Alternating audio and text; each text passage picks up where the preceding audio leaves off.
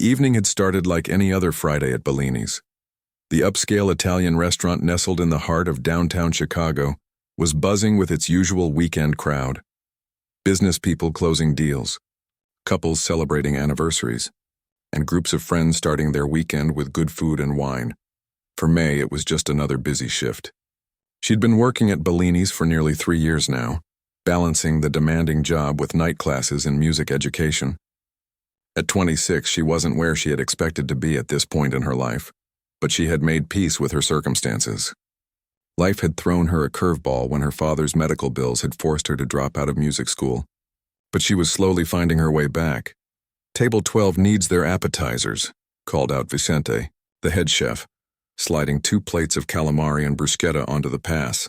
May grabbed them with practiced ease, balancing them on her forearm as she made her way through the crowded dining room. The restaurant had a warm, inviting atmosphere despite its high-end status. Soft lighting from crystal chandeliers cast a golden glow over the dark wooden tables. A massive stone fireplace anchored one wall, while the opposite side featured floor-to-ceiling windows overlooking the twinkling city lights. In the corner sat a beautiful baby grand piano, usually occupied by a professional musician on weekend evenings, but tonight it stood empty. The regular pianist had called in sick. May delivered the appetizers with a smile, then moved on to her next task. She had 6 tables in her section tonight, and all of them were full. It was the kind of busy that she preferred. Enough to make the time pass quickly, but not so hectic that things fell apart. "Excuse me, is our table ready yet?" asked a man in an expensive suit approaching the hostess stand where May was updating the reservation system. "Let me check on that for you, sir," she replied, noticing he was part of a group of 5 well-dressed business people waiting in the bar area. She recognized one of them immediately. Richard Preston, a real estate developer known for his luxury high-rises and his face on billboards all over the city. Preston was a semi-regular at Bellini's, and he had a reputation among the staff for being demanding. The hostess, Zoe, returned from seating another party. "The Preston group is getting impatient," May told her quietly. Zoe sighed. "Their table should be finishing up dessert now. Can you check on them?" May nodded and made her way to the table in question, where a family was lingering over coffee and tiramisu. She gently reminded them that others were waiting, and they asked for their check. Within 10 minutes, the table was cleared, reset, and ready for the Preston party. As Preston and his guests were seated, May could feel the tension in the air. They were 15 minutes past their reservation time, and Preston's tight smile didn't reach his eyes. "Good evening. Welcome to Bellini's," she greeted them. "Can I start you with some sparkling water for the table and perhaps a bottle of wine?" "We'll need a few minutes," Preston replied curtly. "But bring the water while we decide." "Of course," May said, maintaining her professional smile despite his tone. When she returned with a large bottle of San Pellegrino and 5 crystal glasses on a tray, she could tell Preston was mid-pitch to his companions. From the snippets of conversation she caught, he was trying to convince them to invest in his newest development project. "This will be the most exclusive address in the city," he was saying as May carefully began pouring water for each guest. 30 stories of pure luxury with views that... What happened next seemed to unfold in slow motion. As May reached across to fill the glass of the woman seated next to Preston, her sleeve caught on the edge of Preston's menu. The slight tug was enough to throw off her balance. The bottle tilted too far, sending a stream of sparkling water directly onto Preston's lap. He jumped up with a shout, his expensive suit now sporting a large wet patch across the thighs. The water had also splashed onto his leather portfolio, which contained what looked like architectural renderings. "What the hell?" he yelled, grabbing a napkin and futilely dabbing at his pants. The restaurant, which had been filled with the pleasant hum of dinner conversation, suddenly grew quieter as nearby tables turned to watch the commotion. "I am so sorry." "Sir?" May said immediately, setting down the bottle and offering more napkins. "Please let me... Do you have any idea how much this suit costs?" Preston's face had turned an alarming shade of red. "More than you make in a month, I'd guess." May felt her cheeks burning as every eye in the place seemed to focus on her. "I'll get our manager right away," she said, trying to keep her voice steady. "Don't bother," Preston snapped. "Just stay away from our table. I want a different server." One of his guests, an older man with kind eyes, tried to intervene. "Richard, it was clearly an accident." The young lady apologized. But Preston wasn't finished. "This is exactly why I didn't want to come here tonight. The service has gone downhill completely." He raised his voice, clearly intending to be heard by the management. "You'd think a place charging these prices could hire competent staff." May stood frozen, napkins still in hand as the humiliation washed over her. She'd had difficult customers before, it was part of the job, but never had she been dressed down so publicly. She could feel tears threatening to form and willed them not to fall. Crying would only make this mortifying situation worse. Nico, the floor manager, appeared at her side as if materialized from thin air. He was good that way, always aware of every corner of his restaurant. "Mr. Preston, I sincerely apologize for the accident," he said smoothly. "Please allow us to cover your dry cleaning, and of course your meal tonight will be complimentary." Preston looked slightly appeased but still furious. "Fine, but I want someone else serving us." "Of course," Nico agreed, then turned to May. "Why don't you take 5 minutes in the back? I'll handle table 14. Grateful for the escape, May nodded and headed toward the kitchen, keeping her head high despite feeling the stares of the other diners. As soon as she pushed through the swinging doors, though, her composure began to crumble. "Whoa, what happened out there?" asked Louise, one of the line cooks, catching sight of her face. "I spilled water all over Richard Preston," she said, her voice small. "The billboard guy?" "Ouch," Louise winced in sympathy. "Was he a jerk about it?" "The jerkiest," confirmed Adriana, another server who had followed May into the kitchen. "Everyone heard him. But don't let him get to you, May. That guy's known for being impossible to please." May leaned against the wall, taking deep breaths. In the grand scheme of things, she knew this wasn't the end of the world. People spilled things in restaurants every day. But the public humiliation stung, especially since she prided herself on being good at her job. "Take a quick break out back," Adriana suggested. "I'll cover your other tables for a few minutes." With a grateful nod, May slipped out the back door into the small alley behind the restaurant. The cool night air felt good against her flushed face. She closed her eyes and leaned against the brick wall, letting the sounds of the city wash over her. Distant traffic, the faint wail of a siren, the bass line from a club a few blocks away. In moments like these, she couldn't help but think about how different her life might have been. 5 years ago, she had been at one of the most prestigious music conservatories in the country, her future bright with possibility. Then came her father's diagnosis, the mounting medical bills, and the impossible choice between her education and her family's needs. There had never really been a choice at all. She had returned home, taken any job she could find, and put her dreams on hold. Eventually, she had saved enough to start taking classes again, but it was slow going. Nights like tonight made her wonder if she would ever find her way back to music completely. She checked her watch. Her 5 minutes were up. Whatever happened next, she couldn't hide out here all night. There were other customers waiting, other tables to serve, and bills that wouldn't pay themselves. Taking one final deep breath, she straightened her uniform, squared her shoulders, and headed back inside to face the rest of her shift. As she passed through the dining room to check on her remaining tables, she couldn't help but notice that Preston was now laughing with his guests.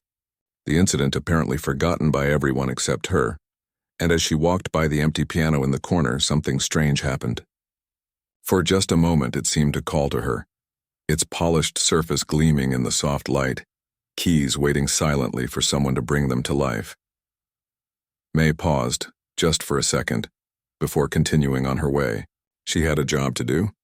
But something had shifted inside her, some small spark of an idea that wouldn't be extinguished as easily as her embarrassment from moments before.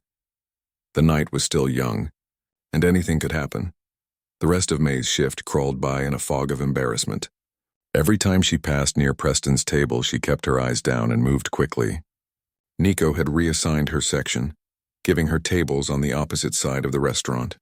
She was grateful for the distance, but couldn't shake the feeling of shame that clung to her like a shadow.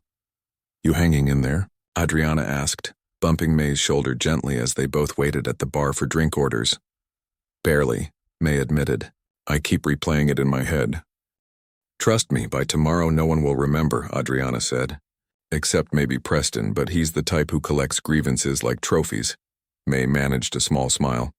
"Thanks for trying to make me feel better." The bartender slid their drink orders across the polished wood. "Table 6 is still waiting on their check," he reminded May. "Right. On it. She gathered the martinis for table 9 and headed back into the fray. As the evening wore on, the incident began to fade into the background noise of a busy Friday night. Plates clattering, conversations rising and falling, the cash register chiming, but every now and then, May would catch someone looking at her with recognition, and the heat would rise in her cheeks all over again. During a rare quiet moment, she found herself standing near the baby grand piano. It sat unoccupied tonight, its sleek black surface reflecting the soft lighting from above. Bellini's usually featured live music on weekends, part of its upscale appeal, but their regular pianist had called in sick. May ran her fingers lightly across the closed lid, careful not to leave smudges. The touch was instinctive, familiar in a way that made her heart ache. 5 years since she'd played regularly, and still her hands were drawn to keys like magnets to metal. "You play?" Me startled at the voice. It was Louise carrying a tray of clean glasses from the kitchen. "Used to," she said, pulling her hand back as if caught doing something wrong. "Any good?" Louise asked, setting down his tray. May hesitated. How to answer that question without sounding boastful or worse, like she was dwelling in the past. "I was at Juilliard," she said finally. "Before I had to drop out." Louise's eyebrows shot up. "Seriously? That's like the Harvard of music schools, right?" "Something like that," May said with a small laugh. "So why aren't you playing somewhere instead of slinging pasta with the rest of us mortals?" It was a fair question, one she'd asked herself countless times during late-night bus rides home after double shifts. "Life happened," she said simply. "My dad got sick. Cancer. The bills piled up and my mom couldn't handle it alone." She shrugged, trying to make light of what had been the hardest decision of her life.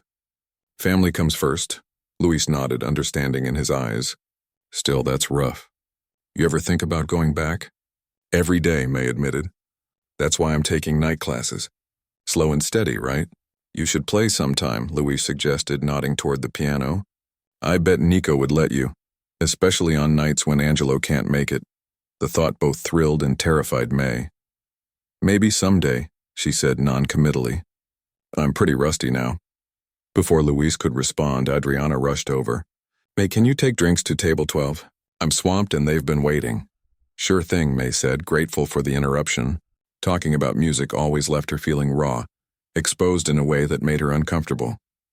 It was easier to focus on the job at hand, the concrete tasks of serving, clearing, smiling through the occasional rudeness.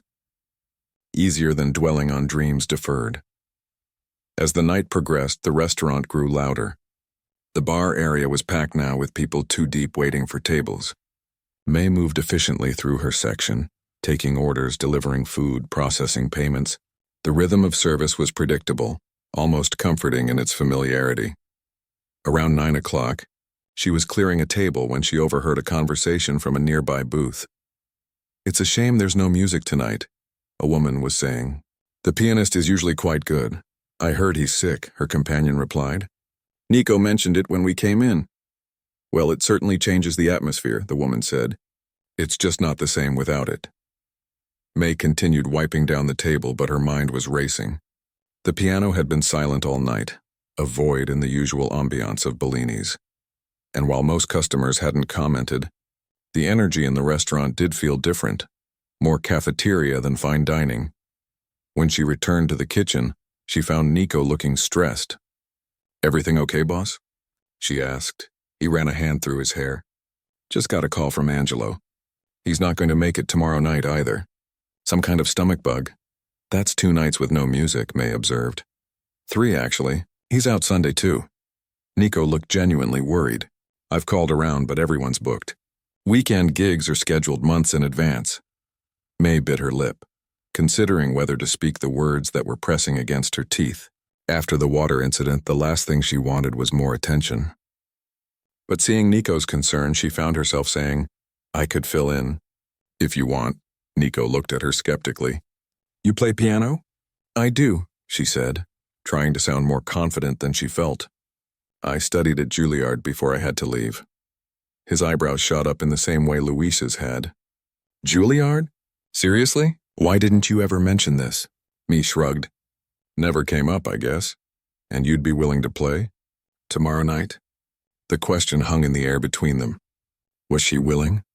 It had been so long since she'd performed for anyone besides herself. The small upright piano in her tiny apartment was nothing like the gleaming Steinway that commanded attention in Bellini's dining room. What if she froze? What if years of waitressing had dulled her skills beyond recognition? But then again, what if this was the chance she'd been waiting for? A small step back toward the life she'd once imagined for herself. I would, she said finally. I'd need to practice a bit tomorrow before we open, but yes, I could do it. Relief washed over Nico's face. You're a lifesaver, May. Just standard dinner music, nothing flashy. Classical, some jazz standards, that kind of thing. I know the drill, she assured him. I used to play at a hotel during school breaks. Perfect. Let's say you come in at 3 tomorrow, get comfortable with the piano, and we'll see how it goes. He paused. We pay Angelo $200 a night plus tips. Same deal for you. May's heart skipped. $200 for doing something she loved. Something that wasn't carrying plates or enduring the occasional humiliation from customers like Preston. It seemed too good to be true. That sounds great, she said, trying to keep her voice steady. Excellent. Nico clapped her on the shoulder. Now table 8 is still waiting for their check. Just like that, she was back to being a server, the moment of possibility tucked away for tomorrow. But as she moved through the rest of her shift, something had changed. There was a lightness in her step that hadn't been there before, a quiet excitement humming beneath her skin. After closing, as she counted out her tips at the bar, Luis sidled up next to her. So I hear you're our entertainment tomorrow night, he said with a grin. News traveled fast in restaurants. Word's already out, huh? Nico told Vicente, who told everyone else, Luis confirmed. The whole staff is curious now. The mysterious pianist turned server. May rolled her eyes. Hardly mysterious. Just someone who had to make some hard choices. Well, I for one can't wait to hear you play, Luis said sincerely. It's always the quiet ones who surprise you. As May left Bellini's that night, the cool Chicago air felt different against her skin. The city sounds, car horns, distant sirens, the chatter of late-night revelers, seemed almost musical. For the first time in years, she felt like herself again. Not just the person she'd become out of necessity. Back in her small apartment, she sat down at her weathered upright piano. The keys were slightly yellowed with age, a far cry from the pristine instrument waiting for her at Bellini's. But they were familiar under her fingers as she began to play. Chopin flowed from her hands, a nocturne she'd learned as a teenager. Her fingers were stiff at first, fumbling over passages that had once been second nature. But as she continued, muscle memory took over. The music filled her tiny living room, spilling out through thin walls to neighbors who might or might not appreciate the late-night concert.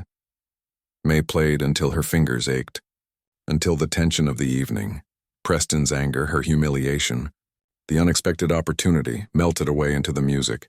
Tomorrow would bring its own challenges, its own fears. For tonight, though, she allowed herself to remember who she had been, and perhaps who she might become again. When she finally went to bed, long after midnight, her dreams were filled with music and possibilities, and for the first time in a very long time, they weren't tinged with regret. May arrived at Bellini's the next day just before 3 o'clock, her stomach in knots. She'd barely slept, spending hours practicing until her downstairs neighbor had banged on the ceiling at 2 a.m. Even then, she'd continued running through pieces in her head, fingers twitching against her blanket as she imagined the keyboard. The restaurant was quiet at this hour, the chairs still upturned on tables while the cleaning crew finished mopping the floors. Sunlight streamed through the large windows, giving the place a different feel than the intimate, dimly lit atmosphere of evenings. There she is, Nico called from behind the bar where he was updating the wine list. Our resident virtuoso. May gave a self-conscious wave. I wouldn't go that far. It's been a while. I'm sure you'll be fantastic, he said, coming around to meet her. The piano's all yours. Take your time getting comfortable with it. As Nico returned to his inventory, May approached the baby grand with a mixture of reverence and trepidation. It wasn't just any piano, it was a Steinway, the kind she had dreamed of owning someday. The lid was propped open, revealing the intricate inner workings, strings stretched tight like a spider's web of possibility. She set her bag down and slid onto the bench, adjusting it to the right height. The keys were cool and smooth beneath her fingertips as she rested her hands in position. Taking a deep breath, she began to play scales. Simple exercises to warm up and get a feel for the action of the keys, the responsiveness of the pedals. The piano had a rich, resonant tone that filled the empty restaurant. May closed her eyes, letting muscle memory guide her through familiar patterns. C major, G major, D major, working her way around the circle of fifths as she had done thousands of times before. Gradually, she transitioned from exercises to actual pieces. A Debussy prelude, gentle and flowing. A Bach invention, precise and mathematical. With each piece, her confidence grew, her body remembering what her mind had feared it might have forgotten. She was so absorbed in the music that she didn't notice Vicente, and two of the line cooks had emerged from the kitchen to listen, or that the cleaning staff had paused in their work. It wasn't until she finished a particularly moving Chopin nocturne that she became aware of her audience. A smattering of applause broke her reverie, and she turned to see half a dozen staff members watching her. "Holy crap," said Luis, who had just arrived for his shift. "You've been holding out on us, May." She felt her cheeks flush. "I'm just getting reacquainted with the instrument." "If that's you being rusty, I can't imagine what you sound like in top form," Vicente said, genuine admiration in his voice. Nico approached the piano, looking pleased. "I think we can safely say you're hired for the weekend. Maybe longer if you're interested. Angelo's great, but..." He let the sentence hang there, the implication clear. The idea sent a thrill through May. Playing regularly again, getting paid for it, it was more than she had dared to hope for. "Let's see how tonight goes first," she said cautiously. The next few hours passed in a blur as the restaurant prepared for dinner service. May alternated between practicing and helping set up, falling easily into the familiar pre-shift routine. By 5:30, when the doors opened, she had settled on a repertoire for the evening, a mix of classical pieces, jazz standards, and a few contemporary songs arranged for solo piano. "Nervous?" Adriana asked as they folded napkins together. "Terrified," May admitted. "What if I freeze up? Or worse, what if no one cares?" "Are you kidding? You'll be amazing. And trust me, people will notice." Adriana squeezed her arm encouragingly. "Just pretend you're playing for yourself." As the first customers began to arrive, May changed into the simple black dress she had brought, a step up from her usual server's uniform, but nothing flashy. At 6 o'clock, she took her place at the piano and began to play. She started with something gentle, background music that wouldn't compete with conversation. Her hands moved smoothly over the keys, finding their rhythm. The restaurant gradually filled, the murmur of voices and clink of silverware creating a backdrop for her music. Most diners paid little attention at first, which was actually a relief. May could ease into performing without feeling like all eyes were on her. She transitioned between pieces seamlessly, occasionally glancing up to gauge the room's energy, adjusting her selections accordingly. By 7:30, Bellini's was packed with a line of people waiting at the bar. May had settled into a comfortable groove, the initial nervousness replaced by the simple joy of playing again. She allowed herself to get lost in the music, adding more expression, taking more risks with her interpretations. During a brief break, Nico brought her a glass of water. "You're doing great," he said. "The vibe in here tonight is perfect. Several customers have already commented on how lovely the music is." May smiled, taking a sip of water. "Thanks for giving me this chance." "Thank you for saving our weekend," he replied. "Oh, heads up, looks like Preston's back. Table 6. May's stomach dropped as she spotted him being seated with a different group than the night before. Of course he would return tonight of all nights. He hadn't noticed her yet at the piano, but it would only be a matter of time. For a moment, she considered asking Nico if she could take a longer break, maybe hide in the kitchen until Preston's party had ordered. But then she straightened her shoulders. She wasn't just a server who had spilled water tonight. She was a musician, and this was her chance to prove it to herself, if no one else. Returning to the piano, she began a rendition of Gershwin's Rhapsody in Blue, her fingers dancing across the keys with newfound determination. The piece was challenging, showcasing both classical technique and jazz influences. It had always been one of her favorites to perform. As she played, she noticed more heads turning her way, conversations pausing as people took notice of the music. Even the waitstaff moved differently, as if subconsciously matching their pace to the rhythm she created. From the corner of her eye, she could see Preston at his table looking at the menu without glancing her way. Good. Maybe he wouldn't recognize her, wouldn't connect the pianist with the clumsy server from the night before. But as she moved into the most dramatic section of the piece, she saw him look up, his brow furrowed slightly as he scanned the room for the source of the music. When his gaze landed on her, she saw the moment of recognition cross his face. Confusion, then surprise. May didn't look away. Instead, she channeled every ounce of emotion into the keys beneath her fingers. The humiliation of the previous night, the years of putting her dreams on hold, the joy of finally playing again.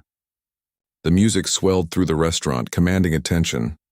Preston was staring openly now, his menu forgotten. Around him, other diners had also turned to watch, some with wine glasses paused halfway to their lips. Even the kitchen staff had appeared in the doorway, Vicente giving her a subtle thumbs up. As she brought the piece to its triumphant conclusion, there was a moment of absolute silence in the restaurant, that magical pause between the final note and the audience's reaction. And then applause erupted from every corner.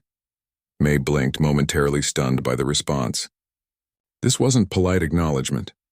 It was genuine appreciation. People were standing, clapping enthusiastically. She caught sight of Preston, still seated but clapping slowly, a thoughtful expression on his face. Nico appeared at her side, beaming.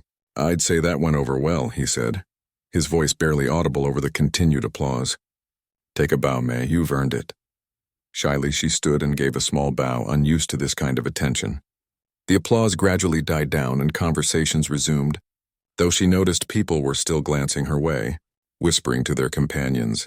As she sat back down, her hands still trembling slightly from adrenaline, she felt different. Something had shifted in the way people were looking at her, not as someone who brought their food, but as someone who had moved them, even briefly. With her art, she began to play again, this time a soft, contemplative piece that wouldn't demand attention, but she could feel that the atmosphere had changed. She wasn't background music anymore. She was being listened to. A server she didn't recognize well, a new hire named Thomas, approached with a folded napkin. "From table 6, he said quietly, placing it on the piano before hurrying away. May glanced at Preston's table. He was engaged in conversation, deliberately not looking her way. Curious, she unfolded the napkin. Written in blue ink was a simple message. "Beautifully played. My apologies for yesterday." Or she stared at the note, a complex mix of emotions washing over her. Vindication, yes, but also something deeper, a sense that maybe, just maybe, she was finding her way back to herself. The next piece she played was Chopin's Ballad No. 1 in G minor, one of the most challenging works in her repertoire. It was a bold choice for a restaurant setting, more suited to a concert hall than dinner music. But something told her that tonight, in this moment, it was exactly right. As the haunting opening notes filled the room, May took a deep breath and surrendered herself to the music. Whatever happened next, she knew that this night had already changed her in ways she couldn't yet fully understand. For now it was enough to play, to create something beautiful in a world that sometimes felt anything but. The Chopin ballade poured from May's fingers like water from a broken dam. Years of holding back, of pushing her music into the corners of her life, had created a pressure that now found release through the magnificent Steinway. Each note rang true. Each phrase told a story, of struggle, of longing, of the bittersweet pain of dreams deferred. She was dimly aware of the restaurant around her, but in a way that felt distant, as if she were watching herself from above. Her body knew what to do without conscious thought, muscle memory guiding her through the complex passages she had practiced thousands of times in another life. The piece built gradually, from its contemplative beginning to thunderous climaxes that demanded everything she had. May leaned into the keys during the forceful sections, then pulled back for the delicate, haunting melodies that followed. It was physically demanding, emotionally draining, and absolutely exhilarating. When she struck the final chord, letting it resonate through the room before lifting her hands, she felt as if she'd run a marathon. Her breath came quickly, her heart pounded, and a thin sheen of sweat had formed on her brow. For several seconds there was complete silence. No clinking glasses, no murmured conversations, not even the usual kitchen sounds that filtered into the dining room. May kept her eyes closed, afraid to break the spell. Then someone began to clap, followed quickly by another and another until the entire restaurant erupted in applause far more enthusiastic than before. This wasn't the polite acknowledgement of pleasant background music. This was the kind of response usually reserved for concert halls, for performers who had moved an audience to their core. May opened her eyes to see people standing at their tables, others turning in their chairs to face her. The kitchen staff had emerged again, led by Vicente, who was clapping with a spoon against his palm. Nico stood near the bar, shaking his head in amazement. And at table 6, Preston had risen to his feet, joining in the ovation with a look of genuine appreciation on his face.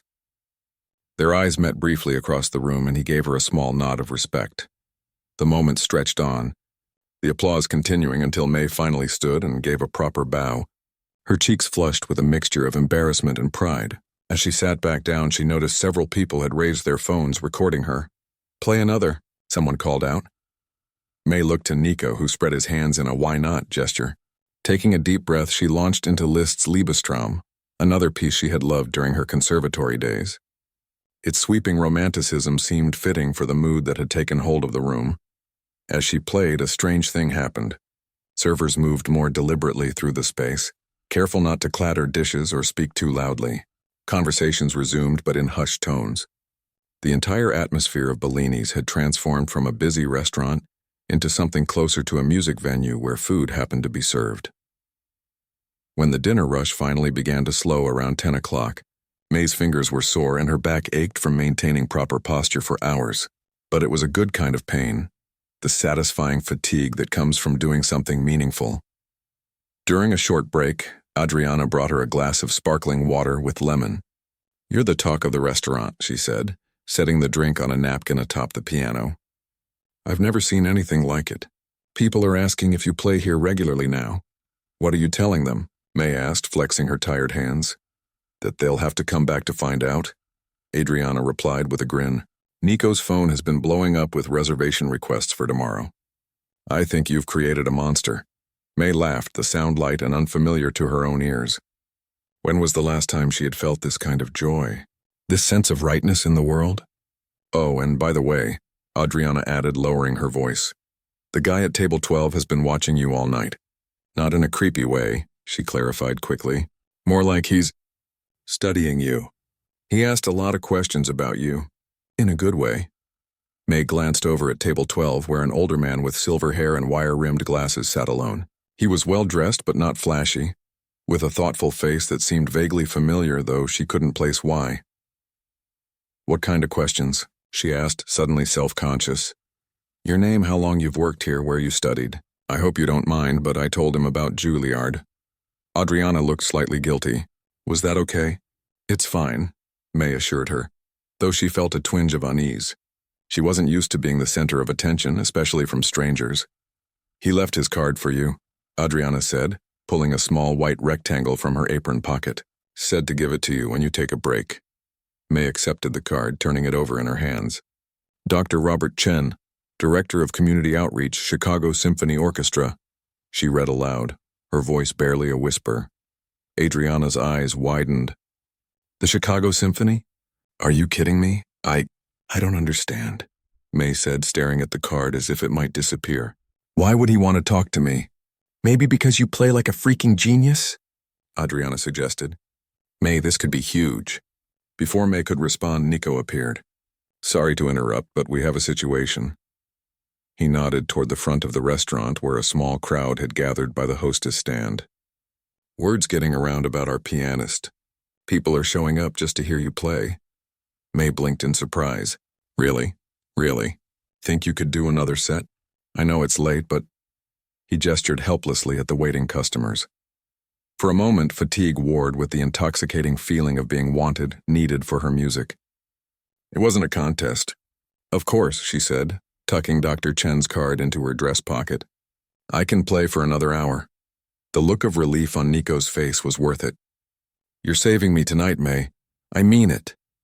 As she returned to the piano, she noticed Dr. Chen watching her with interest. She gave him a small smile before settling onto the bench and beginning to play again.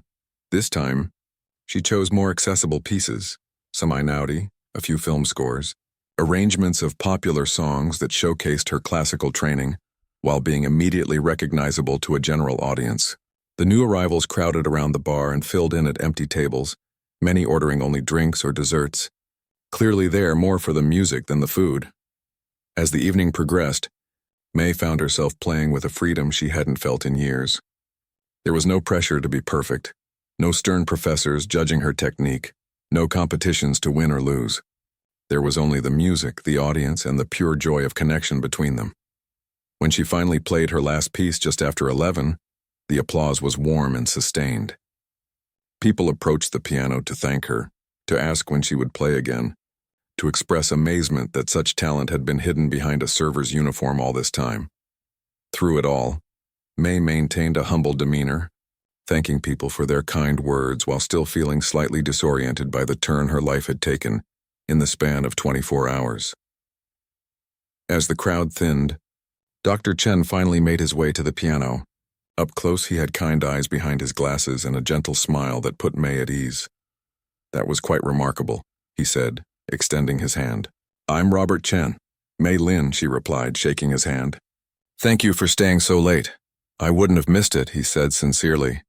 "It's not often I hear a Chopin ballade played with such emotion in a restaurant of all places." "You've had formal training, I understand?" "Yes, at Juilliard," May admitted, "though I had to leave before finishing my degree." Dr. Chen nodded, as if this confirmed something. "Family circumstances? How did you know?" "It's a common story, unfortunately. Talent rarely gets the straight path it deserves." He glanced around the now quiet restaurant. "Do you have a few minutes to talk? I have a proposition that might interest you." May's heart raced. Was this really happening? "Of course," she said, trying to keep her voice steady. "Let me just check with my manager." Nico was more than happy to let her go, especially when he heard who wanted to speak with her. "Take all the time you need," he insisted. "And May? Whatever he's offering, you deserve it." She and Dr. Chen settled at a corner table where Vicente personally brought them coffee. The kitchen was closed, but he'd made an exception, waving away May's thanks with a flick of his hand. "Our education department has been expanding its community outreach programs," Dr. Chen explained once they were settled. "We're particularly focused on bringing music to neighborhoods with limited access to arts education." May nodded, unsure where this was leading. "We're looking for teaching artists, musicians who can connect with students, who understand both the technical aspects of performance and the real-world challenges many of these young people face." He took a sip of his coffee. "People with your kind of background are rare, May. Conservatory training combined with life experience, you mean waiting tables?" she asked with a small smile. He laughed. "I mean resilience, the ability to adapt, to persevere despite setbacks. Those qualities are just as valuable as technical proficiency when it comes to teaching." "I'm taking classes in music education," May said, hope beginning to blossom in her chest. "I've always wanted to teach eventually." "Perfect. We have a paid apprenticeship program, 20 hours a week, focusing on piano instruction for beginners and intermediate students. The pay is modest, but it includes tuition assistance for those completing their degrees." May's hands trembled slightly as she lifted her coffee cup. "That sounds almost too good to be true." "Well, there would be an audition and interview process," Dr. Chen clarified.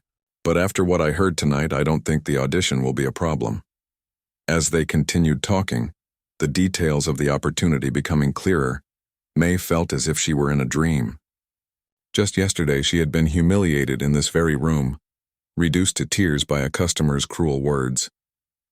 And now, somehow, that moment of shame had set in motion a chain of events that might actually lead her back to the path she'd been forced to abandon years ago. Life had a strange way of coming full circle.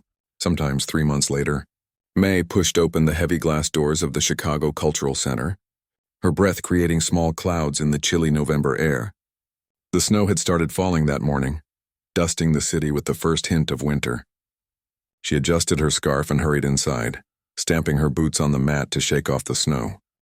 The grand staircase leading up to Preston Hall was already crowded with people in winter coats, their voices echoing off the marble walls.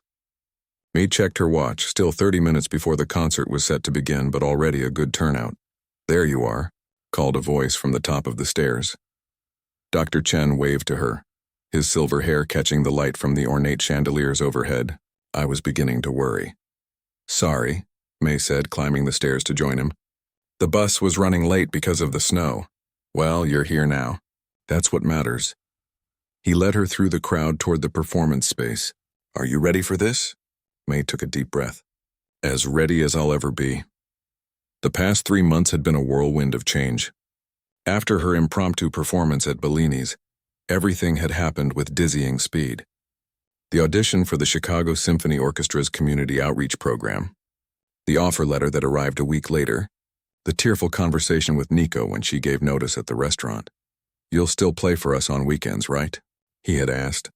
The customers won't forgive me if you disappear completely. She had agreed, grateful for the extra income and the chance to maintain the connection she'd made there. But her days were now filled with teaching piano to children from some of Chicago's most underserved neighborhoods, while her evenings were dedicated to completing her music education degree. And tonight was the culmination of the first phase of the apprenticeship program, a showcase featuring the young students alongside their teaching artists.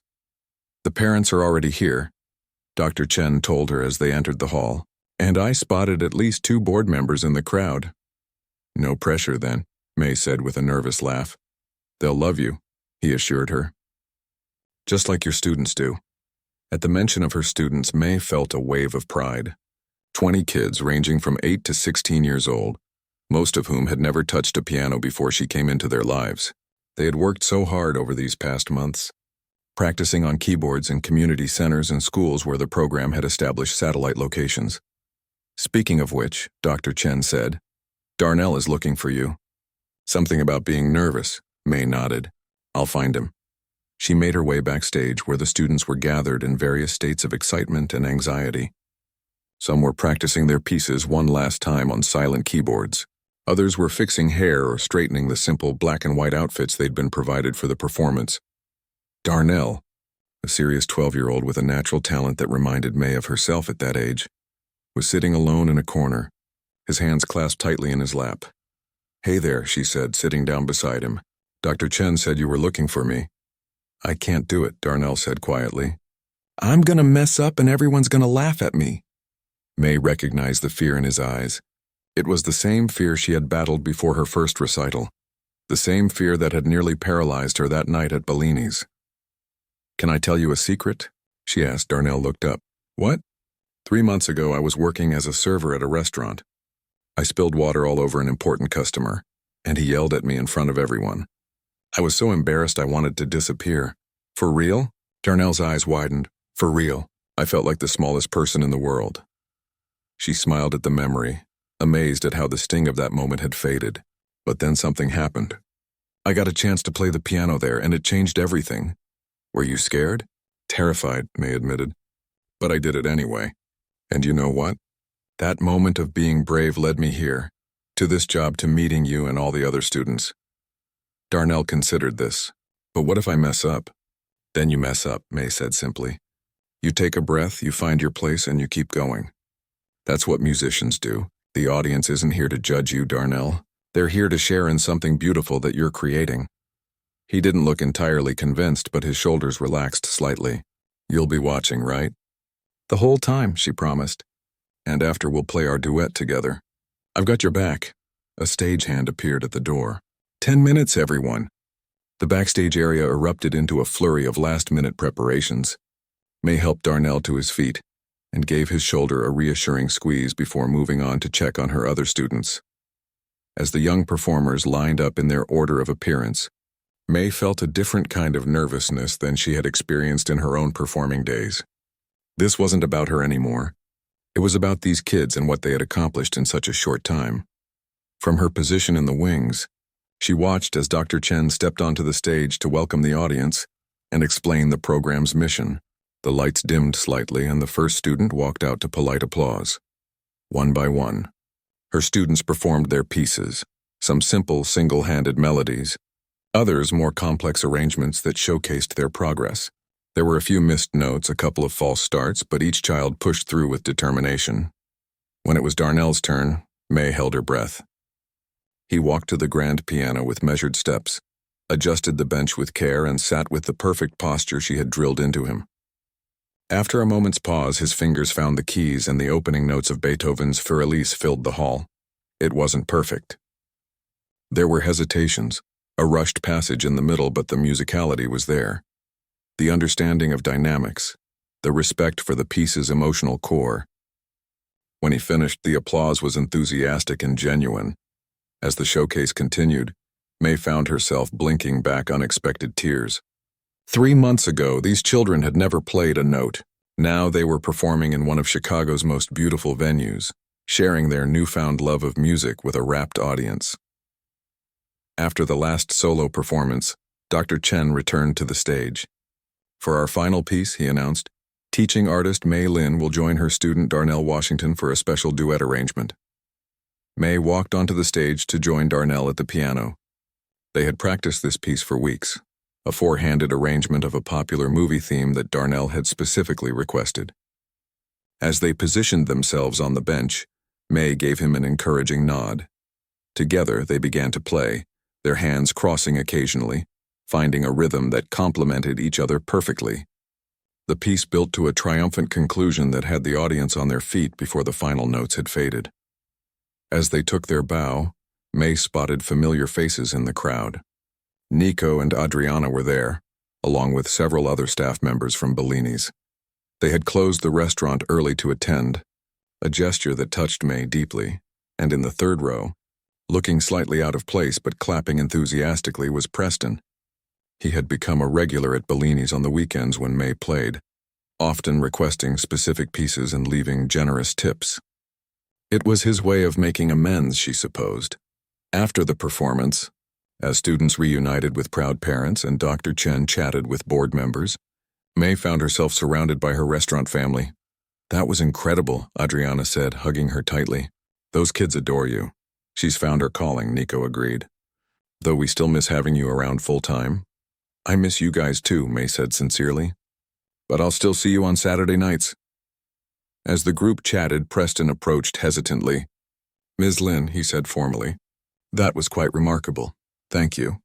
Mr. Preston, she replied with equal formality, though there was no coldness in her voice. I wanted to let you know, he continued, that my foundation has decided to make a donation to the outreach program. Dr. Chen mentioned you needed more keyboards for the satellite locations. May blinked in surprise. That's incredibly generous. Preston shrugged, looking almost embarrassed. It's the least I can do. Music education is important. I wish I'd stuck with it as a child. It's never too late to start again, May said, thinking of her own journey back to music. Perhaps you're right. He smiled slightly. In any case, I look forward to hearing you play this weekend. As Preston walked away, Adriana nudged May. Would you look at that? From yelling at you to funding your program. Talk about a turnaround, May laughed. Life is full of surprises. Later that evening, after the reception had ended and the students had gone home with their families, May found herself alone in the performance hall. The cleaning crew would arrive soon, but for now, the space was hers. She sat at the grand piano, running her fingers lightly over the keys without pressing them. So much had changed in such a short time. She was still taking classes, still working toward her degree, but now she had purpose again, direction, the chance to share her love of music with children who might otherwise never have the opportunity, all because of one humiliating moment that had pushed her to be brave. May pressed down on the keys, playing a few quiet chords. The sound resonated in the empty hall, rich and full of possibility. She thought of Darnell and her other students, of the paths that might open for them through music, just as her own path had been restored to her, outside. The snow continued to fall, covering the city in a clean, white blanket that muffled sound and transformed the familiar into something magical. Inside, May played on, filling the space with music that spoke of endings and beginnings, of chances taken and lives changed. Sometimes, she reflected, the most difficult moments can lead to the most beauty,